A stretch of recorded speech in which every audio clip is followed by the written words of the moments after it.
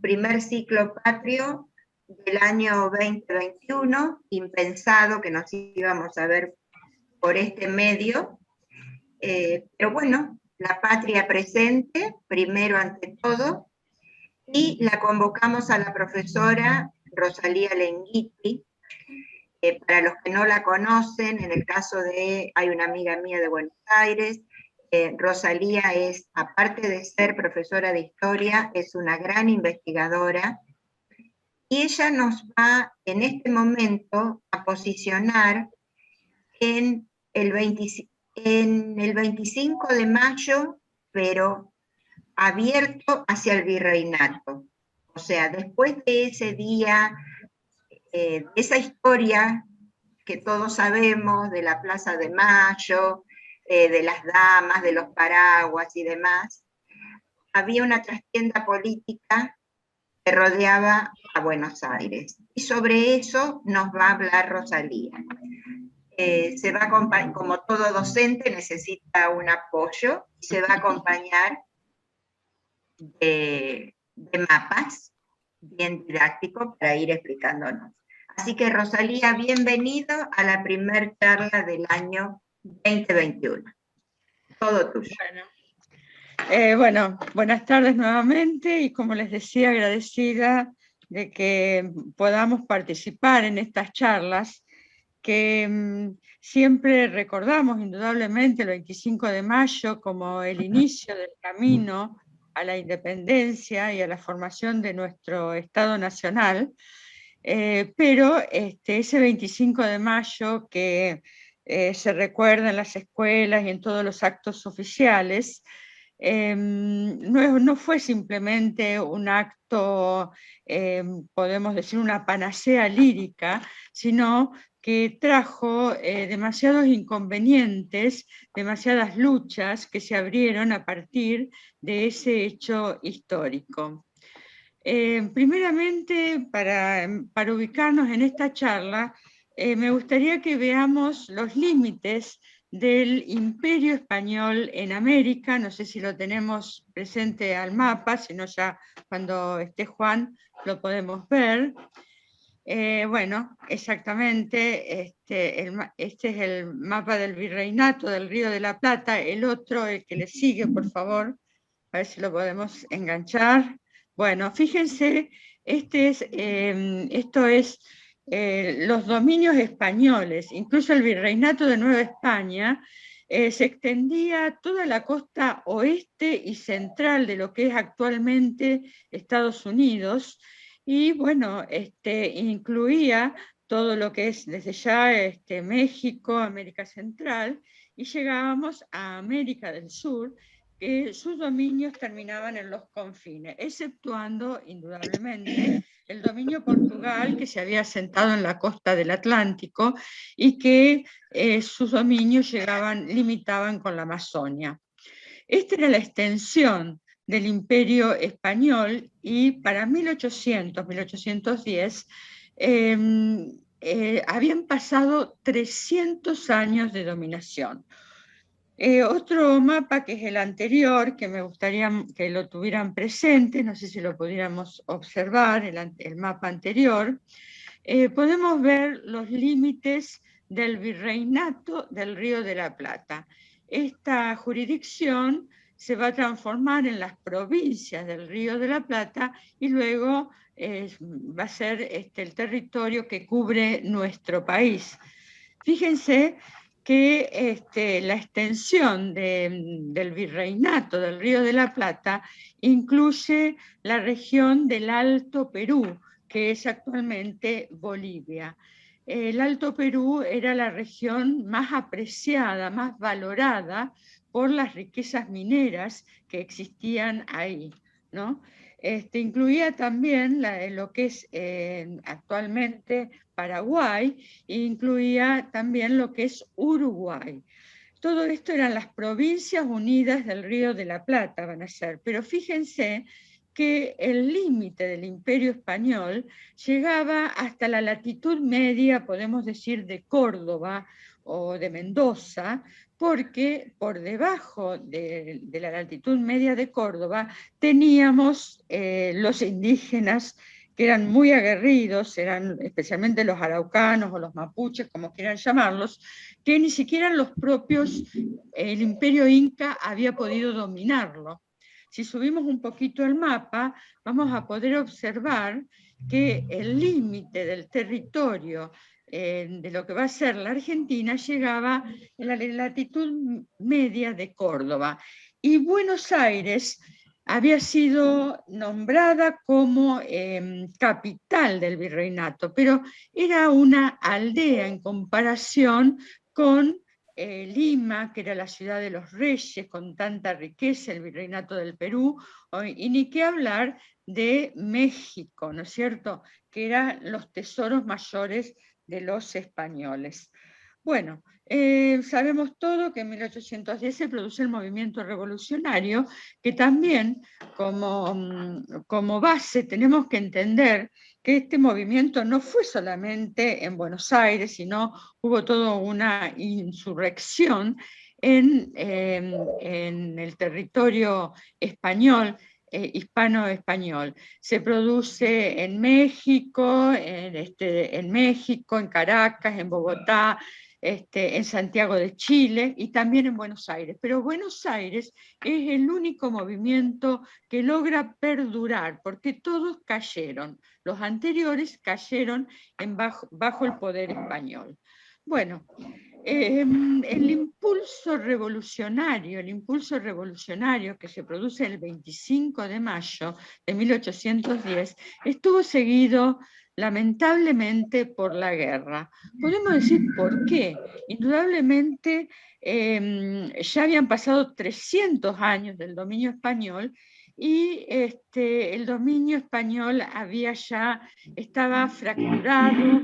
España había caído, ya sabemos, bajo el poder de Napoleón, es decir que esa fuerza primeriza que tuvo el Imperio Español ya después de 300 años había decaído. Sin embargo, todo el territorio hispano-americano respondía a las costumbres, a las culturas españolas, a las instituciones españolas, a la Iglesia que se había adentrado tanto a las sociedades, y por lo tanto este movimiento revolucionario que se produce en Buenos Aires, considerado una aldea en todo el imperio, no cayó bien en el interior. Tenemos que entender que Buenos Aires, esa aldea que les comento, había un rico comercio. Esto lo digo para que comprendamos que una élite muy particular que impulsó la Revolución de Mayo estuvo secundada por un comercio sumamente próspero, primero por el monopolio que ejercía España con Buenos Aires y Cádiz, y también porque las guerras que se producían en Europa habían abierto el comercio con Gran Bretaña, con Inglaterra, abriendo la posibilidad del libre comercio, donde riquezas muy importantes se recolectaban con esta nueva actitud. Otra de las cosas que tengo que entender es que desde Buenos Aires este comercio, que era legal e ilegal, pero era bien visto por todos, luego se introducían estos efectos de Castilla o productos de Manchester y llegaban por carretas y por mulas hasta los confines del virreinato del Río de la Plata. Entonces había un comercio interregional muy, pero muy próspero que alimentaba todas las regiones del interior. Especialmente las ferias de mulas, porque sabemos que en Salta las carretas llegaban hasta Salta, pero luego se necesitaban las mulas para transitar el altiplano boliviano y qué decir el piedemonte andino. Sabemos que la cordillera de los Andes llega hasta los confines del norte de América del Sur y bueno, también ese sistema orográfico podemos decir que llega hasta Alaska, ¿no? Bueno, por lo tanto, las mulas, las ferias de mulas, enriquecía a todos estos españoles peninsulares y criollos, que eran los hijos de españoles. Por lo tanto, cuando se produce este movimiento, este descalabro, este cambio tan profundo, no fue bien recibido en el interior. E indudablemente sobrevino la guerra. Bueno, tenemos que entender que la guerra significa destrucción. La guerra arrasaba con todo. Todos los esfuerzos de los comerciantes peninsulares, criollos, incluso los, en menor grado de los británicos, terminaron esas ganancias, terminaban desperdiciándose, por decir así, o esparciéndose en la guerra. Nosotros tenemos el ejemplo que siempre nombramos a Belgrano, que era una persona sumamente rica y bueno, dispuso toda su fortuna para la guerra. Asimismo, todos estos criollos que impulsaron la revolución, ¿no? Pero no solamente la riqueza de los comerciantes. Tenemos que pensar que los caballos, el ganado vacuno, que todavía en esta época era el ganado cimarrón, cuando pasaban los ejércitos quedaba tierras asoladas, incluso violaciones de personas, las poblaciones incendiadas, y todo esto provocaba una destrucción, que todo lo que se esperaba en la revolución, que iba a cambiar para bien, en realidad esto desilusionó a los propios criollos y a la propia gente que voluntariamente se ofrecía como milicia para los ejércitos. Tenemos que entender también que las muchas o pocas actividades productivas totalmente terminaron. Bueno, la guerra encontró su primer foco revolucionario en aquella Córdoba. ¿Por qué decimos Córdoba? Tenemos que, sí, lo que llamamos... Sí. Recordamos que esto es porque la civilización o la cultura española se había arraigado muchísimo hasta Córdoba. La llamábamos así porque la primera universidad en el territorio, que va a ser el territorio argentino, estuvo en Córdoba, y vamos a ver que el primer foco revolucionario fue exclusivamente en Córdoba debido a una reacción de la élite, el propio gobernador, el obispo, y qué decir de Liniers, que estaba en Córdoba y que termina siendo fusilado. Fíjense ustedes la rudeza y la determinación de estos hombres de Mayo de pasar por las armas figuras tan importantes. Liniers especialmente, que había sido el defensor de Buenos Aires en aquellas invasiones inglesas, ¿no? Bueno, pero estos criollos arremetieron y llegaron hasta el propio Alto Perú. Si nosotros podemos imaginar lo que habrá sido estos cruces, estos ejércitos, ejércitos generalmente de milicias, eran reclutados, porque hasta que no llega San Martín, este ejército no se va a profesionalizar. Entonces, estos atravesaban desde Buenos Aires todo el territorio que nosotros conocemos y traspasaban los límites de nuestro actual territorio y recalaban en el altiplano boliviano, en el propio lago Titicaca, el río Diceguadero, que se lo llama el techo del mundo, 4.000 metros de altura. Bueno, sabemos muy bien por los jugadores de fútbol todos los cuidados que tienen que atender cuando juegan en esas latitudes. Estos ejércitos, con todas las dificultades, llegaron y tuvieron el apoyo de las poblaciones del Alto Perú. Eran las regiones mayormente pobladas, porque eran los dominios de los antiguos incas.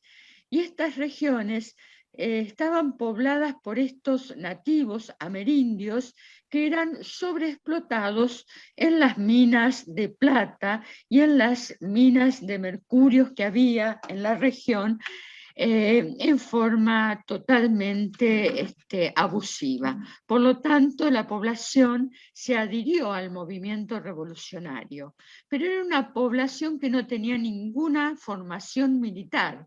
Por lo tanto, cuando se enfrentaron con estos ejércitos de línea española, que venían sumamente bien pertrechados, venían con una artillería muy bien adaptada a la época, que ya se habían enfrentado con los ejércitos napoleónicos y sabían de las nuevas técnicas y estratégicas. Cuando estos pobres milicianos se enfrentaban con estos ejércitos, eran totalmente derrotados. Bueno, así fue que también fue Belgrano a esa región en la segunda expedición. Belgrano, con su abnegada conducta, siempre ofreciendo todo más allá de que era una persona sumamente enferma, logra rescatar, darle el espíritu patriótico, y logra, a pesar de que Buenos Aires, siempre tratando de resguardar su propio territorio y su propia bonanza económica, le pide a Belgrano que regrese a Córdoba, pero Belgrano desoye esta orden y conjuntamente con la gente del norte da dos triunfos muy importantes, que va a ser la batalla de Tucumán en 1812 y la batalla de Salta. Pero bueno, Belgrano, tal vez orgulloso de todo esto, sigue nuevamente hacia el norte, hacia el altiplano, y a orillas del río Desaguadero va a encontrar dos terribles derrotas, que va a ser Vilcapugio y Ayohuma. Todo esto comentado en pocas palabras. Hay un nuevo intento de ir hacia el norte, va a ir Rondó, y en 1815 nuevamente los ejércitos son derrotados. 3 veces las expediciones parten desde Buenos Aires, 2 veces los españoles llegan hasta Tucumán. En esta guerra, que fue una guerra sumamente cruel. Bueno, ya para 1815 sabemos que llega San Martín a tomar el antiguo ejército que había quedado derruido de Belgrano, el de Belgrano, pero ya comprende que ese no es el paso, y bueno, ya la historia de San Martín será tema de otra charla, que ya muchas veces hemos hablado. San Martín logra irse a Cuyo, forma su ejército y hace su epopeya. Bueno, pero la guerra presentaba diferentes frentes. El otro frente lo va a presentar el Paraguay, que ya desde el primer momento se manifiesta en contra de Buenos Aires. En Paraguay sabemos que lo mandan también a Belgrano. Primeramente va Belgrano al Paraguay y luego va al Alto Perú, y a pesar de su abnegación y de transitar un territorio tan extenso, Belgrano reconoce, aparte de ser derrotado, que ni siquiera los pueblos de Misiones, los pueblos guaraníes lo apoyan. Así que el Paraguay se pierde totalmente. Luego queda otro foco terrible que va a ser en Montevideo. Montevideo frente a Buenos Aires. Montevideo donde había un bastión español, no tan bien pertrechado porque los españoles habían descuidado esta región, pero Buenos Aires conjuntamente con un líder de la región que va a ser Artigas, va a lograr, en 1814, lograr expulsar a los españoles de Montevideo.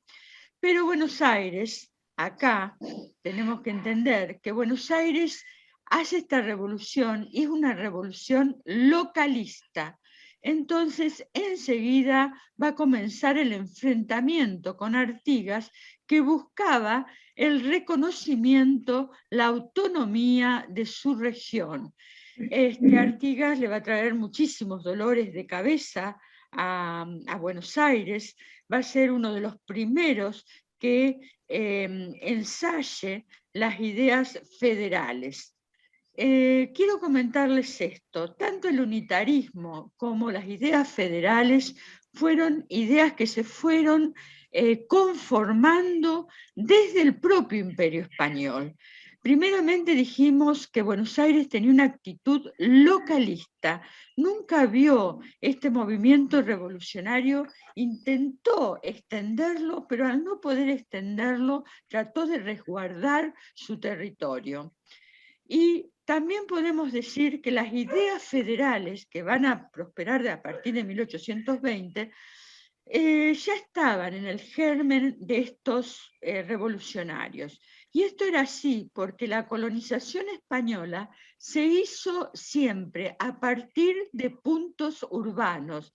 Cada ciudad tenía su independencia de las otras ciudades españolas. Y esto fue la búsqueda que continuó después de estos movimientos revolucionarios. Bueno, pero Halperin Dongui, que es un gran historiador, bueno, ya fallecido, argentino, nos habla de que la guerra por la independencia fue la primera guerra civil argentina. ¿Por qué era esto? Porque no todos los revolucionarios pensaban igual. Podemos encontrar dos líneas bien definidas. Una va a ser la línea de los revolucionarios que querían ir con todo, querían buscar la independencia y el corte con España. Y otro eran más conservadores. Tratemos de no tomar partido ni por uno ni por otros. Veamos cómo ellos tuvieron diferentes comportamientos. Los que querían cortar con España, tenemos que mencionar a Mariano Moreno. Mariano Moreno se había formado en la Universidad de Chuquisaca en el norte, en el Alto Perú, y con él había estado Castelli, otro gran revolucionario, y qué decir de Bernardo de Monteagudo, que fue prácticamente el ideólogo de todos estos movimientos, que estuvo con San Martín, que va a estar con Bolívar también. En esta línea también lo encontramos a Belgrano, lo encontramos a Artigas, lo encontramos a San Martín. Estos luchaban realmente por la independencia, mientras que otro grupo era conservador, no se animaban a cortar el vínculo, no se animaban a que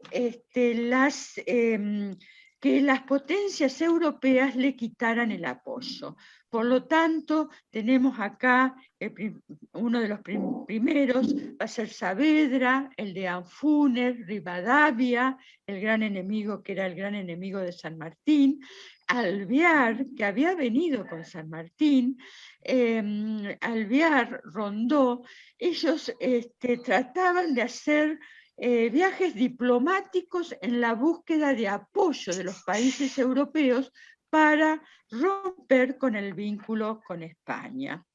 Este movimiento revolucionario, sabemos que fueron varios los gobiernos, pero uno de los hitos más importantes fue, después de los triunfos de Belgrano en Tucumán y Salta, se toma el coraje de llamar a un congreso que se llama la Asamblea del año 13.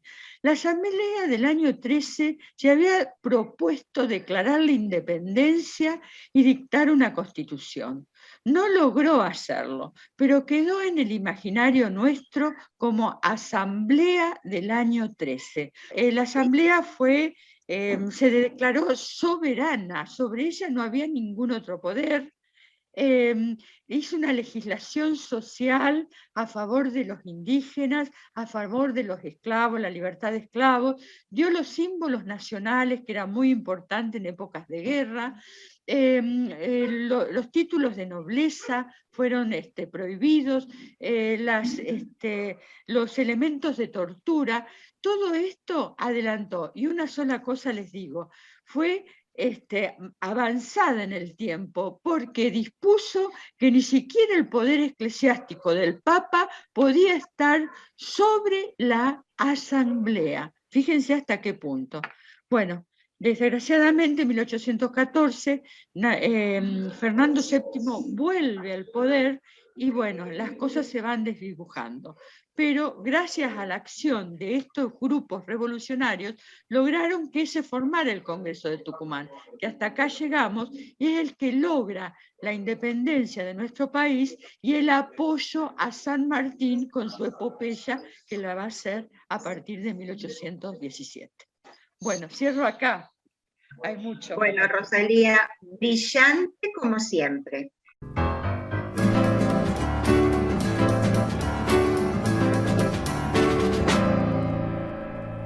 Buenas tardes, casi buenas noches. Les damos la bienvenida a la última charla de este mes de mayo, que, como ustedes saben, tratamos de reconvertirnos semana a semana, mes a mes, para que el museo siga vivo, entre comillas, abierto, entre comillas, y que no se pierda esa esencia patriótica que tanto necesitamos.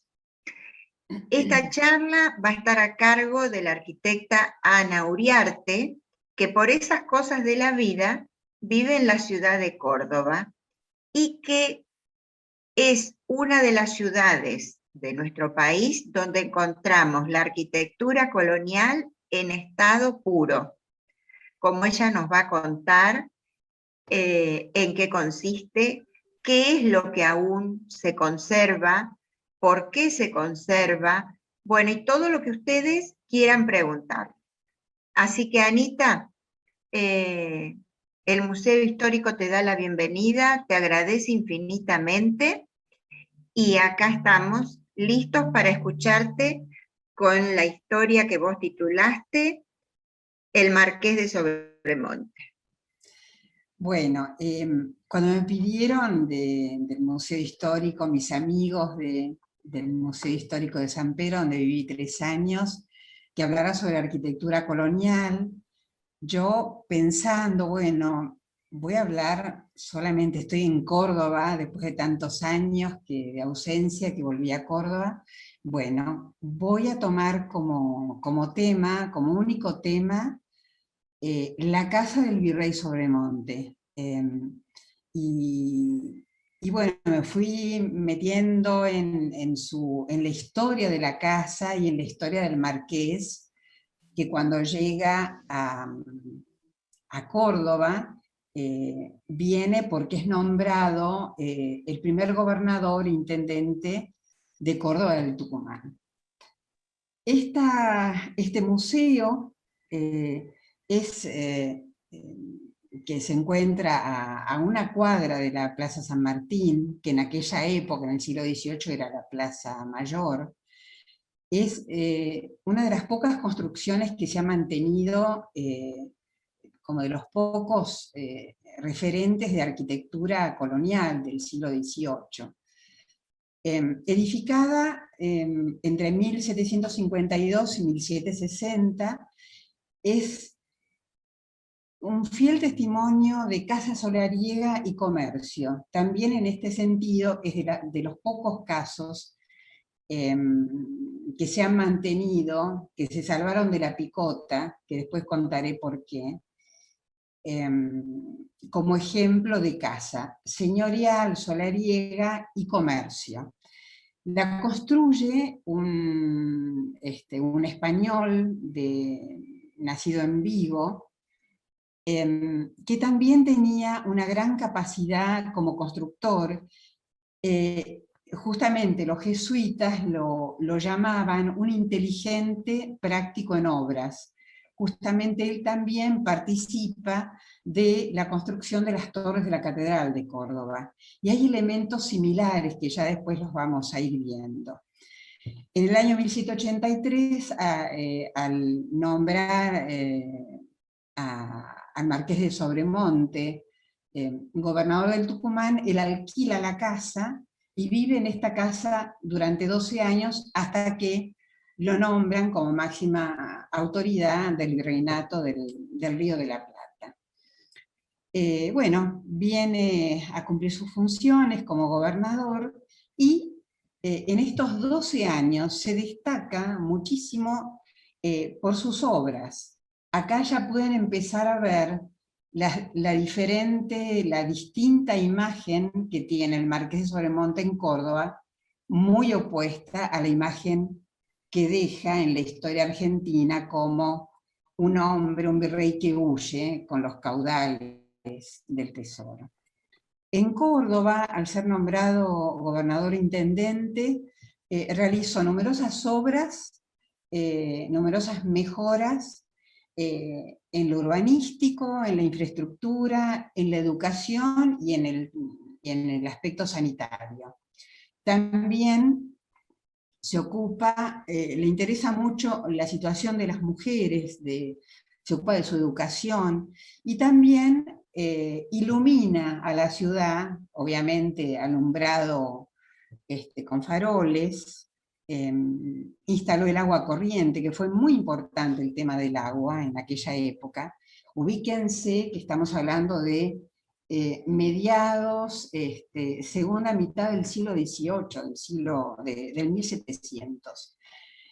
También solicita al rey la aprobación para fundar un hospital de mujeres que iba a ser atendido por la Hermandad de la Santa Caridad. En cuanto a la provisión de agua, lleva a cabo un sistema de provisión por medio de fuentes públicas y privadas, de acequias, reservas de agua que servirían para alimentar a la ciudad durante 100 años. Una cosa particular, en Córdoba hay, por un lado está la avenida Rafael Núñez, del Cerro de las Rosas, donde yo viví, y esto me he enterado ahora, es el nombre del marqués. Hay barrios en Córdoba que se llaman Marqués de Sobremonte, está el museo, está el Paseo Sobremonte, o sea que en la memoria de Córdoba, en la historia de Córdoba, el marqués, como gobernador, tuvo mucha importancia por todo lo que desempeñó, por toda su función como gobernador. Aquí, bueno, les puedo comentar algo más. Se habilitaron ramales para dar agua al Colegio Montserrat, al de las Huérfanas, al Monasterio de Santa Teresa, al Seminario de Loreto. También se instalaron surtidores en las esquinas del centro y en la Plaza Mayor, hoy Plaza San Martín. Y acá, bueno, su accionar como virrey y en esta situación que queda en la historia como su accionar en las invasiones inglesas. Él ya sabía que había una flota inglesa que merodeaba en el río Paraná, pero él pensaba que esta flota iba a atacar a la ciudad de Montevideo, que estaba mucho mejor reforzada y mejor amurallada. Lamentablemente se equivoca, y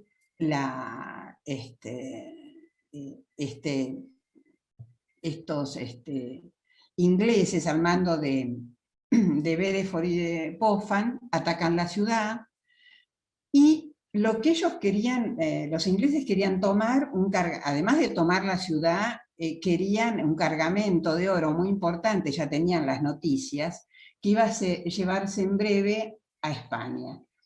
Había una norma, una ley muy importante del rey español que decía que el rey nunca podía entregarse al enemigo y que no podía entregar tampoco el oro y la plata, el tesoro del virreinato.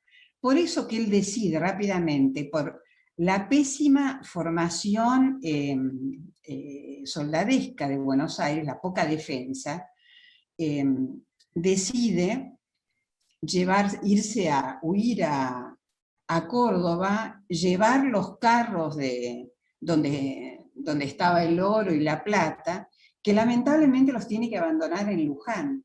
Y lo que tampoco cuenta la historia oficial es que todo este tesoro de oro y plata, los ingleses lo toman, porque él lo tiene que abandonar en Luján, y lo llevan a Londres. Esto es llevado en carros, paseado en Londres. Eran varios carros de oro y plata, eran un tesoro muy importante, que finalmente se lo roban los ingleses. Lo podrían devolver ahora como parte del pago de la deuda externa, digo yo. Bueno, cuando vuelve el virrey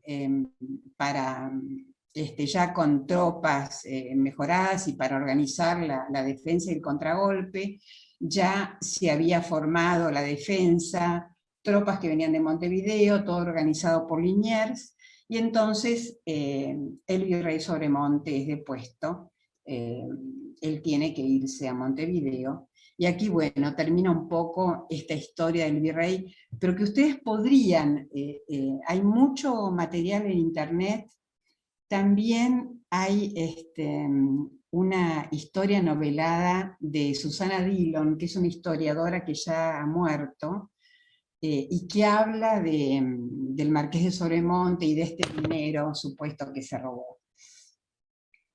Y ahora la casa que es solariega y comercio. En esta fotografía antigua podemos ver la esquina tan importante, las columnas, el detalle de mampostería, arriba de estas puertas donde no hay ochava, en esa época no había ochavas. Está la carrera de San Rafael, que es la zona de comercio, y la carrera de San Jerónimo, ahora Rosario de Santa Fe, donde está la entrada principal. Acá dice que la forma típica de la esquina prueba que el propietario quería dar a su casa el aspecto de una casa señorial. Y aquí unas palabras del arquitecto Juan Cronfus. Juan Cronfus fue un arquitecto que viene de Hungría en 1910, contratado por el gobierno nacional para realizar obras oficiales, y él se deslumbra con la arquitectura, la poca arquitectura que quedaba, la arquitectura colonial. Esto es debido, o sea, muchas construcciones de la colonia se demolieron. Mi recuerdo con el convento franciscano de San Pedro, que lamentablemente se demolió, por toda la generación del 80 que miraba a Europa. Entonces por eso vinieron muy buenos arquitectos, italianos, franceses, que bueno, construyeron arquitectura neoclásica. Pero bueno, él, junto con otros arquitectos argentinos, quiere recuperar la arquitectura colonial. Y él dice: la casa particular, muy semejante a la solariega, tiene zaguán y patio de honor, alrededor del cual están el comedor, la sala, la capilla, el escritorio y la habitación del portero. Los dormitorios están situados en la planta alta. Al fondo hay un gran patio en el que figuran caballerizas, establos, habitaciones para los cocheros, peones, etc. Lo que explica la existencia del negocio. Acá hay muchos espacios que no estaban cuando construye la casa y la habita luego el marqués y en ese momento gobernador de Córdoba de Tucumán. Y lo que acá dice peones, pero en realidad en esa época eran esclavos. En la casa había alrededor de 12 esclavos, esclavos negros. Aquí tenemos un dibujo de la fachada, la puerta principal que va a dar al zaguán, y la esquina tan ornamentada.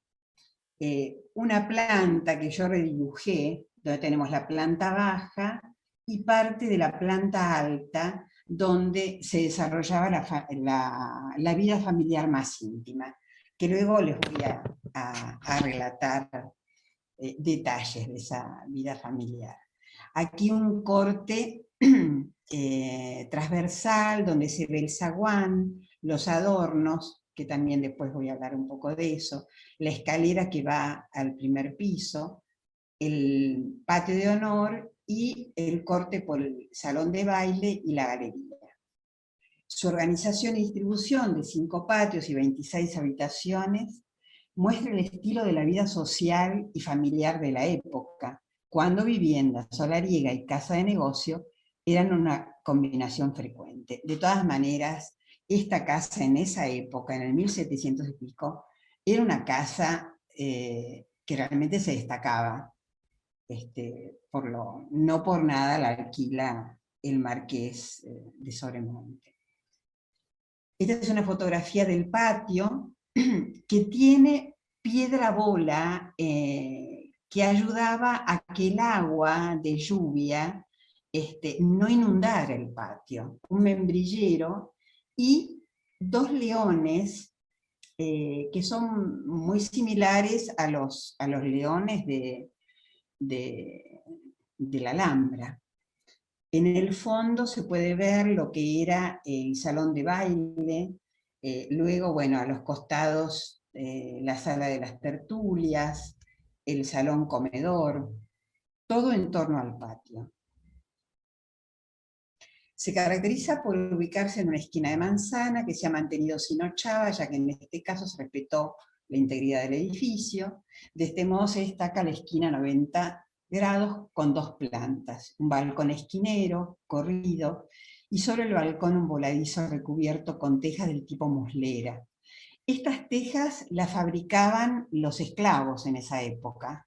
Muslera porque se colocaban la arcilla ya preparada para luego ser cocinada en el muslo de los esclavos.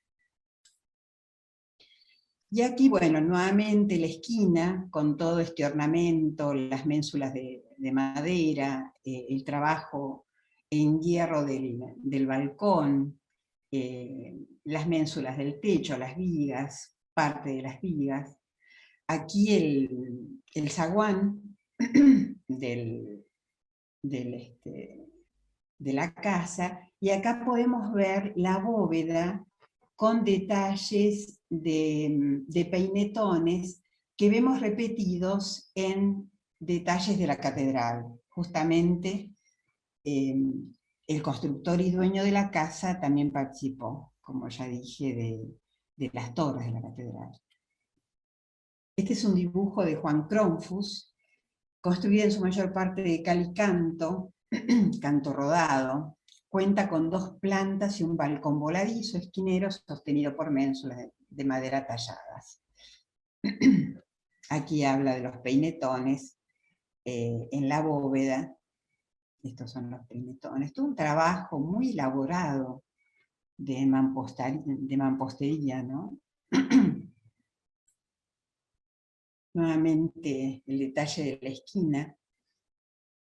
También detalles de mampostería, ¿no? Que seguramente lo hicieron esclavos de aquella época.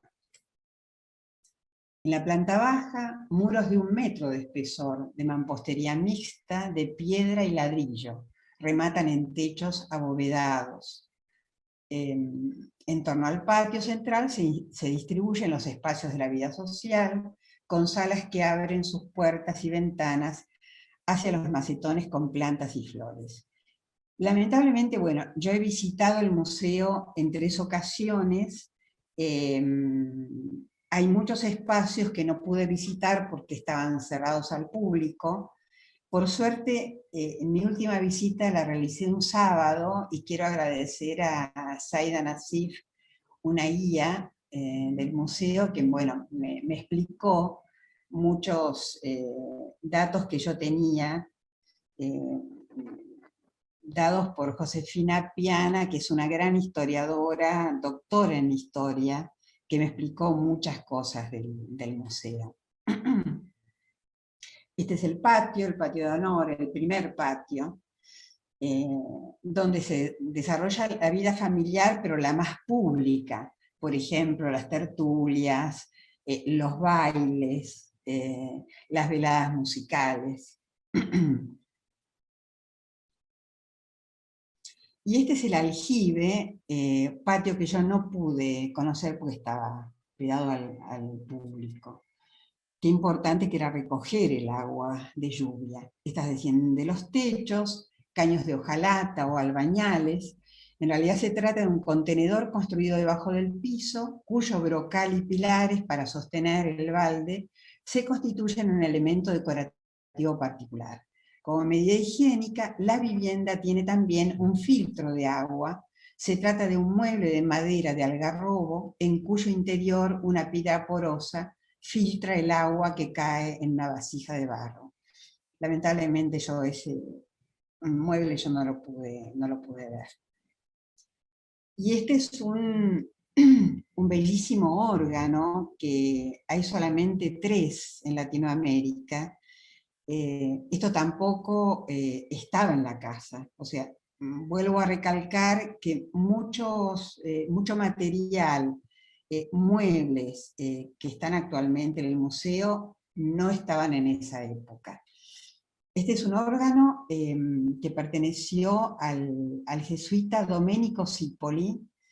Se trata de un órgano de cámara, de capilla pequeña, un instrumento para la intimidad que todo organista hubiera deseado tener en la época. Hasta que llegó la pandemia, una vez al año en el Museo Sobremonte se tocaba este instrumento musical por un músico que la única referencia es que se llama Cristian. Lamentablemente más de eso no puedo saber. Estos son una colección de abanicos, que yo pienso cómo el abanico era un elemento de lenguaje de la mujer de aquella época. Cómo podía decir, no sé si tapándose o mostrando los ojos, o cerrando el abanico y abriéndolo. Era todo un lenguaje hacia el joven, hacia el pretendiente, hacia el hombre que ella pudiera gustarle, ¿no? Acá dice, bueno, expresaba numerosos sentimientos, ponen su toque de elegancia en el atuendo femenino. Es una bellísima colección. Realmente hay una colección de abanicos, de pintura religiosa cusqueña, de imágenes religiosas bellísimas, una colección importante. Bueno, este retablo se encuentra en el oratorio, que es gracioso porque el oratorio está al lado de la habitación de la tía custodia, así se llamaba la hermana viuda del dueño de casa, el primitivo dueño, y del otro lado del oratorio estaba el salón de baile, o sea que si algún pecado se cometía, me imagino que irían al oratorio. Este retablo proviene, estas son imaginaciones, elucubraciones mías particulares. Este retablo proviene de la iglesia del Niño Dios, demolida a principios del siglo XX. Las imágenes religiosas son de Santa Teresita, el Cristo en la cruz, San Francisco Javier, y arriba coronando la imagen de Inmaculada Concepción. Este ámbito espiritual es manejado por la mujer, en su condición de madre y esposa. Durante el período barroco, la iconografía sagrada gana en realismo. En las imágenes de bulto aparecen elementos que humanizan la figura: cabelleras, dientes de marfil, ojos de cristal. La indumentaria de la imagen también adquiere realismo y aparecen las imágenes de vestir. Durante la época colonial, las salas de recibo se ubican generalmente frente al patio de honor. Justamente, desde el zaguán está el patio y el salón de baile, donde también había tertulias, había reuniones musicales. Acá dice, se abrían para compartir reuniones amenas. Las visitas no llegaban sin anunciar si los criados son los encargados de transmitir las invitaciones durante la mañana. Los adultos deben conocer los pasos de moda para bailarlos al compás de la pianola o de algún otro instrumento musical. Las mujeres lucen los mejores vestidos, peinados, por lo general copiados de la última moda francesa. Y aquí nuevamente el patio de honor, la escalera que lleva a la planta alta, donde se desarrolla la vida íntima de la familia. En la escalera abovedada observamos la linterna que ahora les voy a mostrar y el óculo en cuadrifolio. Este es un óculo que ahora está tapado, o sea, hay un desarrollo arquitectónico de construcción importante. Hay que hacer estas bóvedas. Estos son los cuadrifolios, porque es la bóveda, pero marcada por 4 hojas, digamos, separadas, ¿no? Por eso el cuadrifolio. Y este óculo que era luz cenital, que era muy importante. Piensen que a la noche se iluminaba todo con velas, entonces era muy importante también tener por lo menos a la tarde y durante el día luz cenital. Linterna y óculo en cuadrifolio en el descanso de la escalera abovedada. Esta es la escalera que ya lleva a la planta alta. Y aquí, bueno, desde la galería podemos divisar el patio de honor. Acá se ve lo que está enfrentado, que es la parte sur, ya lugar de la servidumbre, pero se ve la galería donde se hacía un secado de frutas. Esta galería de la planta alta da al sur. El primer piso es el espacio de la vida familiar y más íntima, con salas y dormitorios. Yo agregué acá una planta donde quiero explicarles un poco esta vida familiar tan particular de la colonia y de esta casa. Este espacio donde llegamos es un espacio que pueden convivir hombres y mujeres. Pueden charlar, pueden intercambiar, quizá tomar mate, tener alguna charla especial. Pero hacia la izquierda, este lugar es solamente de las mujeres y de los niños y de las nodrizas. Justamente este lugar de las mujeres está en relación al balcón donde yo me imagino que las mujeres se asomarían con sus abanicos, que pasaría algún joven, no sé si habría alguna serenata, o sea, que era el lugar femenino exclusivo de las mujeres, de la señora de la casa y de los niños. Este es el dormitorio de la señora, que está enfrentado al dormitorio del señor. La señora visitaba al dormitorio del señor en algún momento durante la noche, pero no se quedaba a dormir allí. Haría, bueno, un intercambio, pero volvía a su habitación. Esta es la zona masculina. Y esta es la habitación del joven que a los 14 años dejaba el lugar de femenino y ya pasaba a formar el espacio de los hombres. Acá, bueno, podemos ver una abertura hacia el patio de honor, ya en la planta alta, y acá podemos divisar un reloj de sol que marcaba exactamente la hora de día, ¿no? La visión desde la galería alta integra dos de las fachadas del patio principal. En esta galería es donde se encuentra el secadero de frutas, que se ingresa desde el patio de la servidumbre. Esta es la puerta que ingresa a la planta alta, y este es el sector donde pueden encontrarse hombres y mujeres. Bueno, esta es una cama que no es de esa época, es un poco posterior y tampoco pertenecía ni a los dueños ni al marqués. En el dormitorio de la señora de la casa hay una cama de bronce del siglo XIX, de las llamadas isabelinas, que perteneciera al doctor Alejo Guzmán, primer gobernador constitucional de Córdoba, o sea, muy posterior. En la segunda mitad de este siglo, el mobiliario importado de fabricación inglesa invade las casas tradicionales de nuestra ciudad, justamente por un tema de chinches que afectaban sobre todo en las camas de maderas y a los colchones, pero bueno, se protegían sobre todo de las chinches en estas nuevas camas inglesas de bronce. Y esa ventana que vemos ahí, este es el dormitorio de la señora, esa ventana se abría a la ventana del señor, que estaba bien opuesto. Acá podemos ver, esta es la ventana del señor que está mirando la pequeña ventana de la señora. Y este es el salón donde vemos la esquina, que es un salón netamente de las mujeres.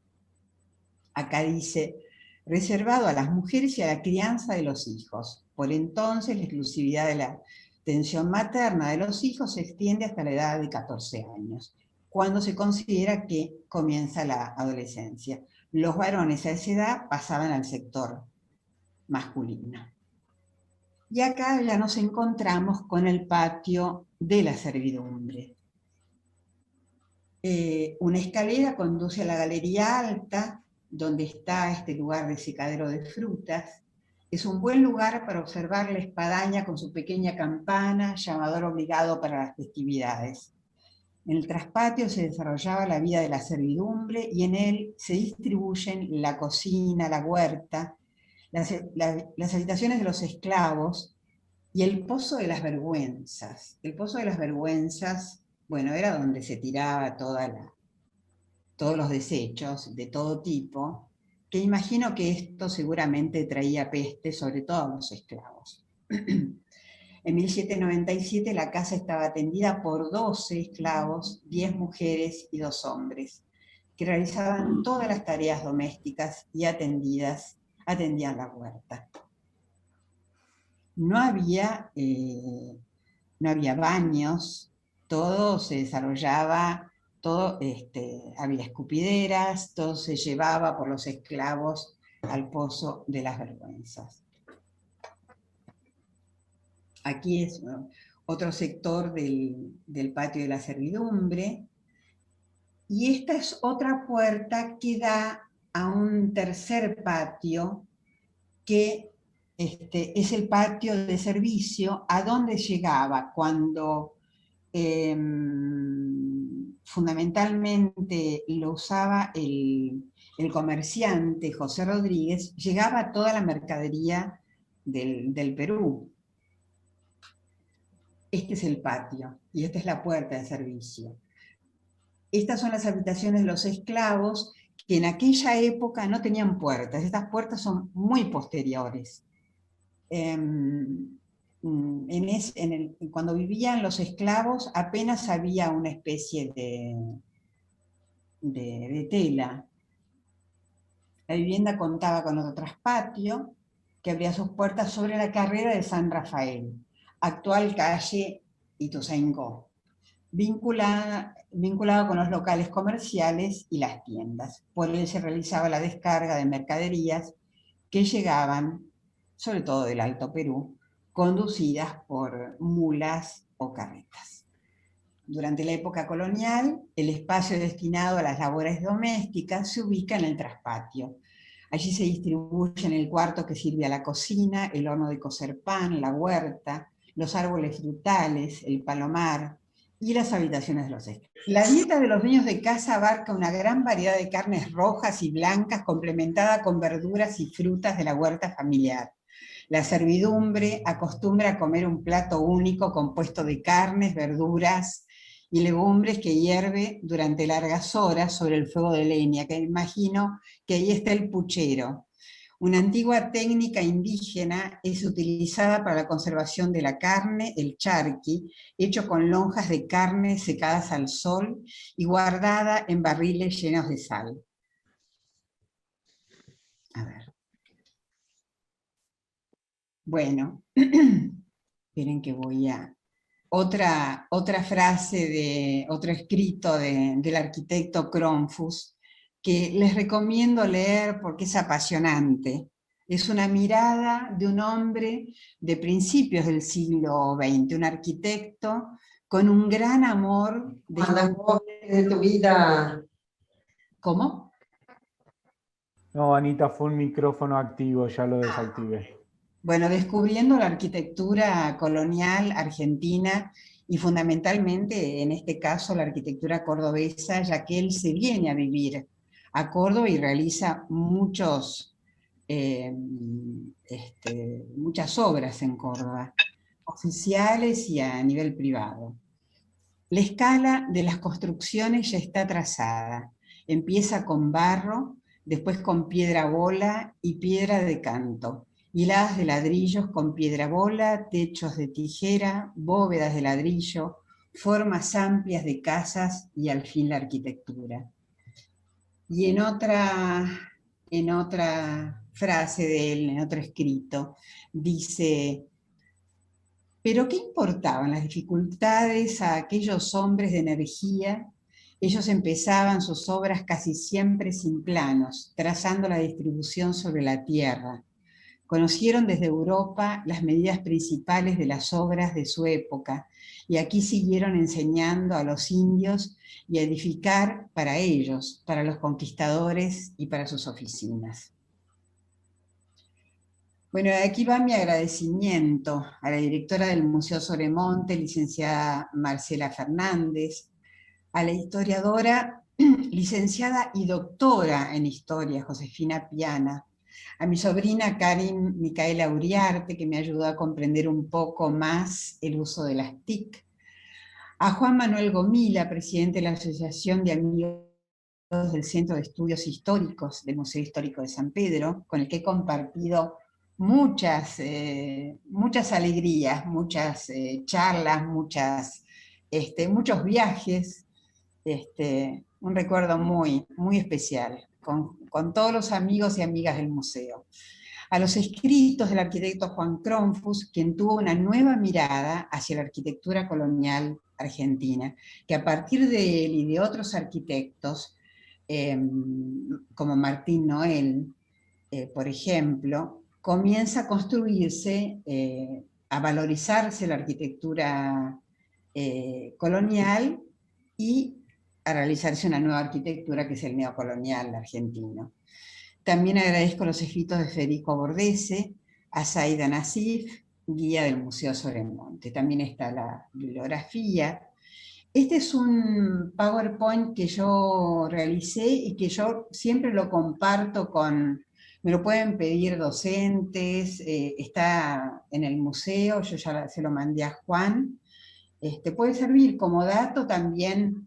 No es yo este trabajo lo he realizado en estos meses, cuando me hacen la invitación, cuando Juan me invita, Juan e Inés me invitan para organizar esta charla, pero bueno, esto tiene mucho para contar, pero bueno, hay que investigar, hay que leer, y es para mí apasionante. Bueno, no, Ana, me encantó verte otra vez, me encantó escuchar esta historia, me alegra que otros también te conozcan, tu lado didáctico, tu pasión por enseñar y por mostrar siempre desde algún lugar la historia argentina. Me encanta seguir escuchándote y bueno, te extraño mucho, se te extraña también acá toda tu labor educativa y toda tu labor de artista también que tuviste, y que me imagino que seguirás todavía gestando. Sí, el arte está siempre, el arte está. Bueno, así que te agradezco mucho la invitación y también agradezco al museo que lo hayan podido hacer a través de este medio, para que otros que estamos muy lejos también podamos acceder. Así que gracias a todos. Bueno, Ana, gracias por regalarnos este momento de historia, pero también de afecto y de emotividad que nos hace tan bien a todos, que nos fortalece a todos, y la verdad que es una alegría verte aquí tenido en este canal virtual. Te vamos a volver a disfrutar cuando carguemos esta charla en nuestro canal de YouTube, que invitamos a todos a suscribirse. Es muy fácil, lo buscan en internet como canal de YouTube, Museo Histórico San Pedro, y ahí nosotros vamos cargando todo el material que tenemos en vivo, lo vamos depositando luego de unos días. Al editarlo, lo cargamos en el canal de YouTube. Síganos por el Facebook y por el Instagram, Museo Histórico San Pedro, para que también nuestro trabajo cada vez llegue a más cantidad de personas, que por supuesto es un trabajo como el de muchos de los que estamos acá, a pura voluntad y, como Inés en su momento definió, a todo pulmón. Por lo tanto, exacto, ahí estamos, nos encontramos en la virtualidad y cuando se pueda en la presencialidad, que también es tan importante. Gracias Inés, gracias Ana, gracias a todos los presentes y bueno, que pasen todos muy buenas noches. Bueno, gracias por haber participado. Hasta el próximo encuentro.